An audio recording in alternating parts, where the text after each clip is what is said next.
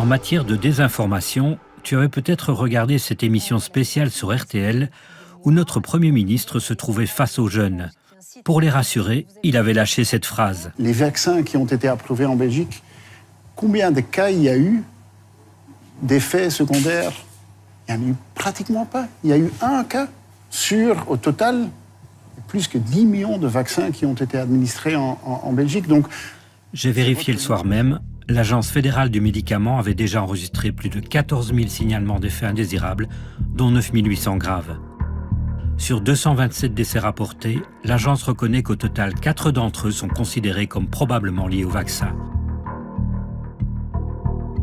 Est-il possible qu'un Premier ministre soit mal informé?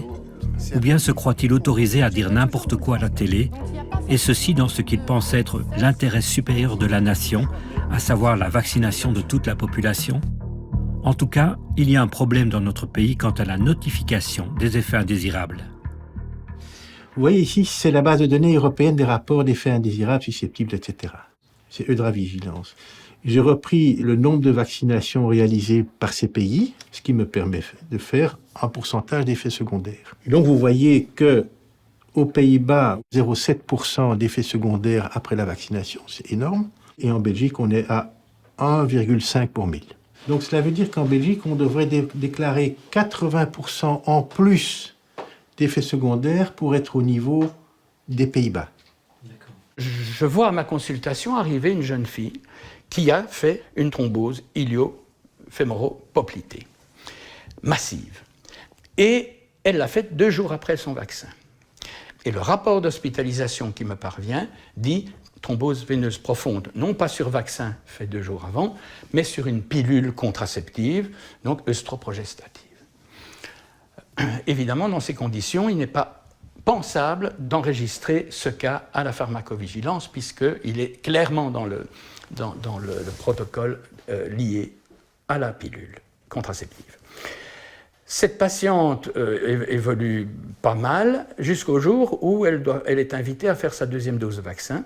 Elle téléphone donc à son chirurgien qui l'avait fibrinosé, qui lui dit « Oui, vous pouvez le faire, il n'y a aucun problème ». Et elle rethrombose tout. Elle n'est toujours pas enregistrée dans les fichiers de la pharmacovigilance. Donc ce sont des choses choquantes, parce que c'est aussi une espèce de négation de la réalité et de la souffrance des gens. À votre avis, à quoi est-ce que c'est dû, ce déni? C'est une véritable conviction dans le chef de certains de mes confrères que le vaccin ne peut pas donner d'effets secondaires. Et ça, je vous avoue que j'ai beaucoup de difficultés à comprendre. La deuxième chose, c'est que, évidemment, la promotion du vaccin est présentée comme une obligation. Tout médecin qui délivrerait des informations au public qui sont contraires à l'état actuel de la science seront sévèrement poursuivis. Et l'état actuel de la science, c'est que le vaccin est une merveille qui n'a aucun effet secondaire. Eh bien, c'est pas vrai.